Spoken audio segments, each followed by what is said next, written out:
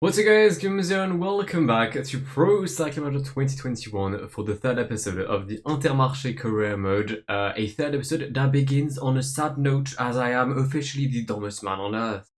Or the biggest tool, or whatever, because it appears, well it doesn't appear, clearly it's a fact, I did not press record at the start of the episode. Now, we have not lost much, and by not much I mean we actually haven't lost anything, except like stage 1 of the UAE tour and the Tour of du Var, or just Tour des Alpes-Maritimes. And oh boy, was it a good Tour des Alpes-Maritimes. So I'm just going to show you the result before we move on. Wait, no, that's Tour of Oman. Might have just can't click correctly. Stage 1 was won by Alessandro Covi ahead of Lorenzo Rota and Thibaut Pinot. It was a shame. There was a great start list as well. It was a really, really nice race. Stage 2, the Queen Stage, won by Lorenzo Rota ahead of Higuita and Maxime Chevalier. Dominant performance. Unreal. Top tier. GOAT. Some called him the new Damiano Cunego, even though he's 26. And stage 3 with P5, kind of like choked, but nevertheless, general classification, win for Lorenzo Rota. So I was thrilled. That was like a very, very nice win. I really was happy about it, but didn't record it. And UAE Tour has begun. Stage 1 we lost. Actually, stage 2 has been non-recorded as well, but it's a P3 for Guillaume. So yeah, apologies on that. But to make it better and to make it worth your while, hello! We have a new rider in the team. Domenico Pozzo is joining Intermarché. He's joining in real life. We signed him for 1 year contract. He is ending his career comes the end of the season. But at least we've got another rider, and maybe he's going to be able to like reach new heights with me. And by that I don't mean by jumping, which he most likely can reach like 1.70 m if he's got good extension. But yeah, we've got a legend in the team, and I'm truly glad that we've got Pozzo. He'll be going to the Giro d'Italia, and he's going to win it. So when I said that game I would finish first after finishing 5th and 3rd, I did not think that the next stage was a time trial. Sadly, it's 1. So yeah, we're not going to win with Guillaume, and I think this steals our chances of winning the general classification of the UAE Tour. We're still going to give it our best shot, and Luis Mentiès across the line will come up 44 seconds, #blessed, behind Rohan Dennis. Alright, this is where the UAE Tour genuinely begins. Is it Jebel Jais? It is Jebel Jais. Never been there in real life. Been Jebel Lafitte, but not Jebel Jais. Hopefully Luis Mentiès can do some recon for us and take the win. I'll be in Jebel Jais in roughly a month and a half now. But yeah, I need to locate the roads, understand the semantics and like the geography and like the topography of like the soil. I don't know what I'm saying at this point. But it's +3 for Mentiès, +3 for Bakelons.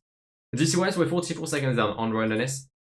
I think yesterday could have been a very bad day for us. We did, I believe, limit the damage. We finished with Adam Yates. I don't think that's too bad. 30k to go, no breakaway, and also no rhythm. The peloton does not care right now. And like there was a crash. I think Good crashed a couple of kilometers ago. You would expect the peloton to like accelerate when the leader crashes. My guy fell at the front of the peloton, got back on his bike. He was midway through the peloton. I'd never seen that before. So yeah, 30k to go. We're gonna have full energy, and the entire peloton will have full energy heading into the slopes of the Jebel Jais. Quite skeptical, because if I have full energy, it means the peloton has full energy. It means all of like the mountain teammates have energies, and usually the mountain teammates are as good as my mountain leaders. So yeah, vibes. Sit rep with 10 kilometers to go. We have a few attacks here and there. I think Ciccone has attempted to attack. I think someone from Ineos had tried to attack, but we now have a 4-man group up front with the likes of Hugh Carthy, Peugeot, Ciccone, and Romain Bardet. We're doing well. Luis Mentiès is doing quite well. Energy-wise, we're nice. We've got Jan Hert and Bakelons around our South African leader. I reckon we can do something. Whether it's going to be a win or not, I can't exactly say, but I wouldn't guess it would be a win, especially considering that Miguel Lopez, Tadej Pogacar, Valverde, Bilbao, Carthy, Godu, and Ciccone just attacked. That's mainly Pogacar that worries me. But I think we can do quite nicely. Slight issue, we're getting really blocked here, and my positioning is crucial, especially in this climb. 3k to go, Tadej Pogacar is on his way to win at the Jebel Jais ahead of Alejandro Valverde, and then a group with Luis Meintjes, where we're in a good position. We may actually come back on Bala here, 32 riders. I'm going to try and pace, see if we can reduce this group, make it slimmer. Team Arensman is stellar, good performance by the ride from DSM. We may even catch Tadej at this rate. We may even catch Tadej Pogacar. I'm worried I'm going to lose my energy too quickly, but I think I can manage it. Yeah, I think I can manage this quite well. Tadej is going to get caught by the boys from Ineos. Carapaz, Bernal, Yates, Pogacar, Carapaz, Richard Carapaz. Richard Carapaz wins at the Jebel Jais ahead of Tadej Pogacar. Egan Bernal is going to be P6 early for us. We're going to get jumped on the line by Dan Martinez and Ben O'Connell. I'm sorry, Ineos, how many riders did you bring? Jesus Lord. I'll take P6. I think that's quite a nice position for us today. Stage 5, +3 for Gavin Tyson, +1 for Binyam. I mean, we got one podium and a top 6 and a top 5. We're 5th at the GC. For now, it's a solid UAE tour. What's sad is that this is one of the strongest lineups I can have, if we're being genuine. And I'm really struggling to even compete for the win.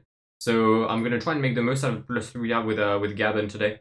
See if there's a chance at potentially finally taking a W in this UAE tour. We've reached the final 5 kilometers. We've got some accelerations on the left here with ISN sprinting, most likely for Jacopo Nizzolo. You also have obviously Dukenan Quickstep. Sorry, no.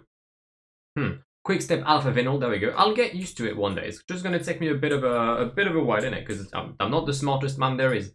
But we're going to start our sprint. Binyam Girmay is remarkably blocked here by Bert van Lerberger. Gavin Tyson is going to be blocked by Luka Mesgec. It's going to be a mass sprint won by Mark Cavendish ahead of Nasser Boigny. And P3 is for Gavin Tyson. It's yet another podium on this UAE tour so far for us. It's our second podium, to be precise. Yeah, I mean, 4 stages, 4 top 10s, and a time trial. Alright, penultimate stage of this UAE tour. We have a +3 with Binyam Girmay and a 0 on Gavin Tyson, whom I've learned the pronunciation is somewhat correct. So thank you, comrade, for saying me that in the comments. By the way, if you want to leave a comment, I will most likely answer it, sorry. But yeah, we got one podium with Girmay, one podium with Tyson. We can go for a third one. There's a saying in France, which is there's never 2 without a 3. Well, I mean, it's like, it's just exactly like the direct translation is never 2 without 3. So we got 2, meaning we're gonna have 3. Right, I've attempted to make my train. Jan Bakelans was meant to lead out Van Poppel, then Tyson, then Girmay, but Boy Van Poppel is currently being stuck behind Egan Bernal. I reckon he's going to be able to make it though before reaching the 2020 Dubai Universal Exposition. Is it 2020? It is in 2020, right? Because the expo is going on right now. I'm going to guess it's 20... Oh, maybe it was delayed by 1 year. I'm going to guess it was delayed by 1 year. Alright, this is a bit of a shit show, I can't lie. But we're going to try and make it work. 3k to go. Van Poppel is going 99 already. Gavin Tyson in the wheel, then Binyam Girmay. We're going to launch Boy Van Poppel. There goes Kerben. Luis Meintjes has disappeared from the wheel. There goes Binyam Girmay. It's going to be a sprint, a battle. I mean, of course it's a sprint. But I've launched too early and I don't have the sprint ability to defeat Mark Cavendish.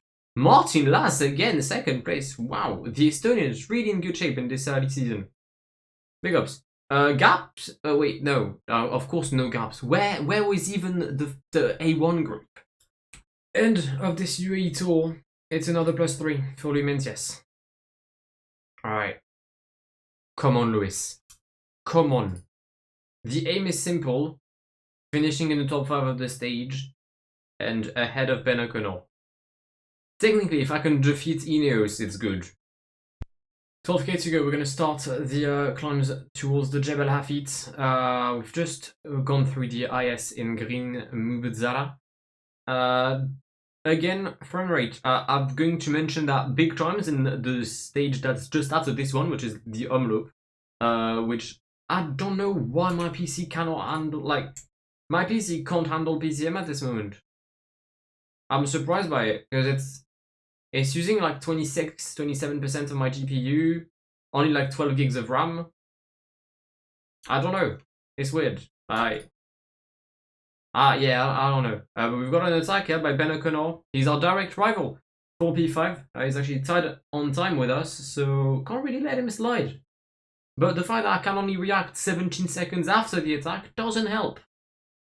3.4k to go. Sit rep. We've got 40 seconds for a group of two, Simon Yates and Michael Woods. They're not threatening in the GC, which is, I believe, why they were allowed to have this gap. Ben O'Connor directly in my wheel. I'm gonna guess the likes of Tadej Pogacar are right behind. Or maybe not. Oh, Tadej is badly placed there. Alright, Tadej not exactly in a good position. Final 2k, I do know them quite well on PCM. I somehow know how to manage them. We most likely will not come back on Yates and Michael Woods. The win will be up front. The question is, can we defeat... Oh, wait, that's not... Oh, O'Connor is like slightly behind. Again, sorry for the frame rate. We're going to increase the rhythm with Luis Mencius. Go now. Oh my god, like, I can't even distinguish who's winning. This is ridiculous. It's a win for Yates ahead of Woods. Probably Tadej, unless we can hold on. I don't know. It's ridiculous. We're going to hold on, I think. We are. Paris-Pentre, Pogacar, Quintana Valverde, and then the rest of the riders. P3 for Lumences to wrap up the UAE Tour. GC-wise, could be P3 as well. And with this result, we do not go up GC-wise. We're going to stick to P5. 2 seconds away from Bernal, but you know what? I think it's a very, very satisfying UAE Tour for us. I think we did well. We got 3 podiums with competition that was much better than I was. Yeah, quite happy with this. Start of our classic campaign. It is a 0 for Christophe and for most of the team, as a matter of fact. +2 for Taco Van Herron. We love to see it. -3 for Dimitri Claes, who I believe regressed. Pretty sure he was at 76 covers at the start. Good. Lovely. Brilliant. Race so far has been quite tough on us. We've lost a couple of riders, especially Baptiste Plancart. Qual Plancha. He's trying to come back, but I don't think he's going to be able to do so, and even if he does, he's quite low on energy. Once again, the frame rate is dropping, so are the riders in this Omlopet Newsblad. We're going to manage to stay at the tail end of this group here, though, which is good. We've got 3 riders up ahead. Greg van der Maat, Dylan van Baarle, and dropped is Gianni Vermeersch. Frame rate, please fix yourself. The peloton is extremely disorganized as we approach the final sector of the day, the Langemunte. Van Baarle has dropped again, Greg van der Maat, sorry, Vermeersch got co-op. Again, frame rate, fuck me. What's happening? I don't know what, like, my PC is struggling to run PCM. I don't get it. Also, Van Aert is blocking me right now. Wout, what the fuck? You're meant to be good here. The win will be up the road for one of those 10 riders. We're trying to come back, but we got dropped with Van Aert. Again, the frame rate. I'm really sorry for the frame rate. I don't understand this. Like, sometimes maybe good. Most of the time right now, it's shit. 10 riders on the same line. Hugo Hofstetter? Hugo Hofstetter wins the Omlopet Newsblad ahead of Florence Neschel and Florian Vermeersch. We're going to come home in P11 or I don't know. Yeah, 11th. Fun race for the live commentated races. And, I mean, the grand debut on screen, I guess, for Domenico Pozzorio. I did say I would add him to the save.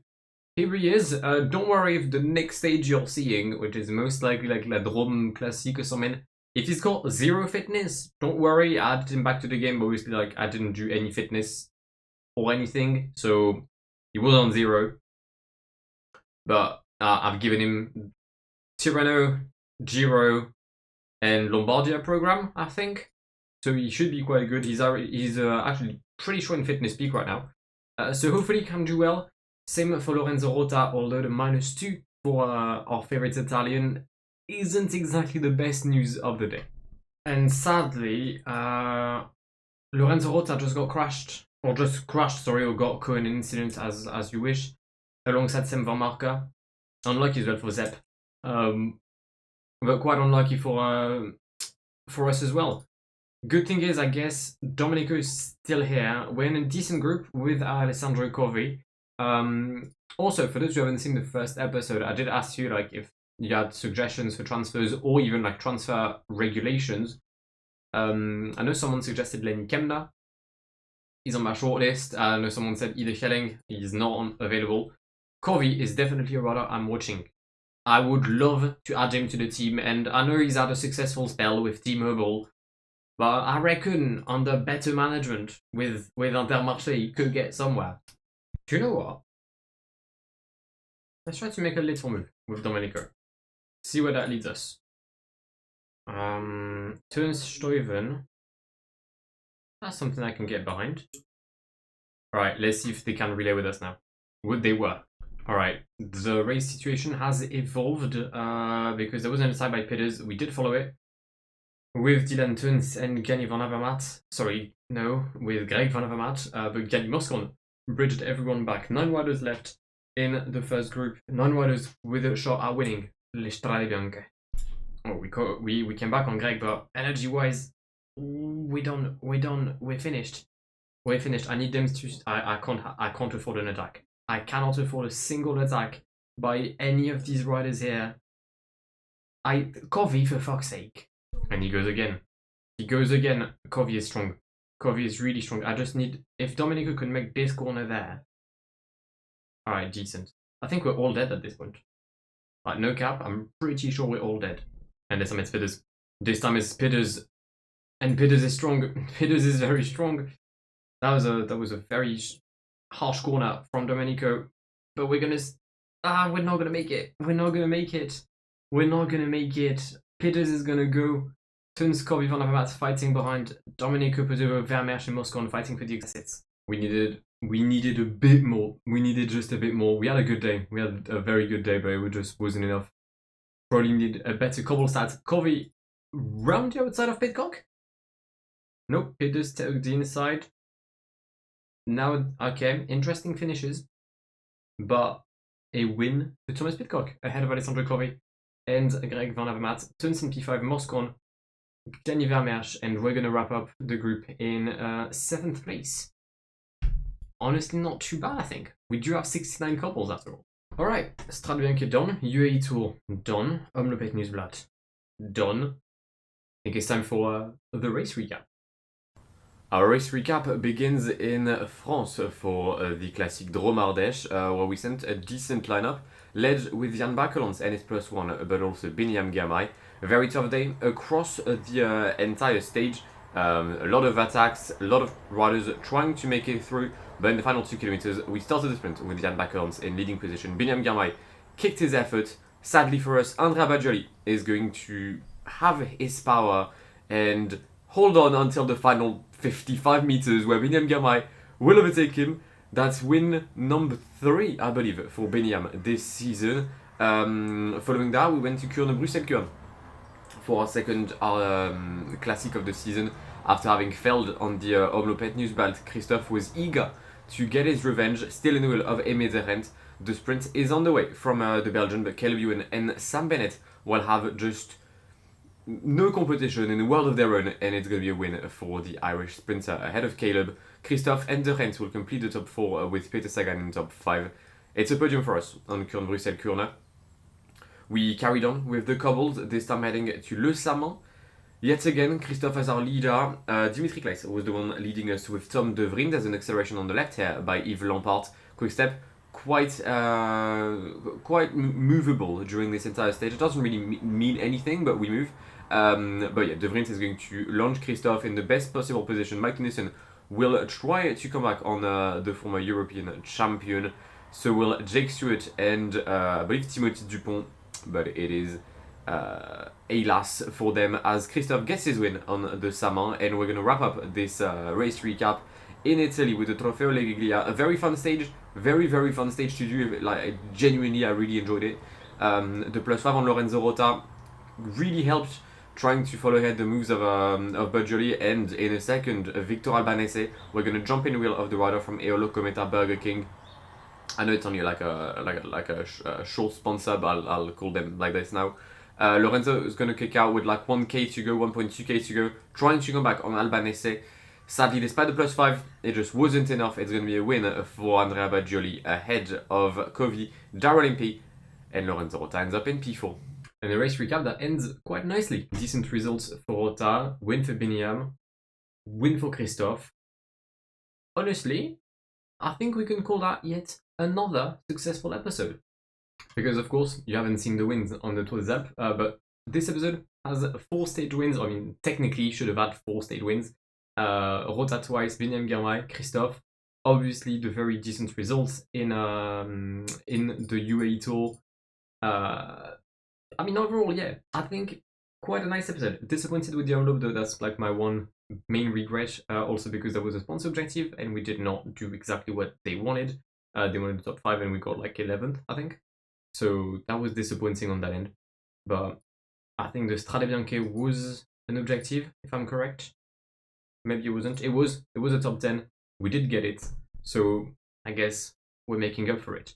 Next episode though, Paris, Tirano. And that'll be more than enough. Alright, that'll be like 14 stages. But that'll be for the next episode of the Intermarché career mode. I hope you've enjoyed it. If you didn't, please leave a like down below. If you're new to the channel and want to see the rest of the save, then please do subscribe if you haven't done so already. But I'll see you in the very near future. My name is Guillaume. Have an amazing day. See ya. Pass me the funk, get your funk on, girl, and don't you ever let Pass me the funk, we're getting drunk in here, and what comes next will never. Pass me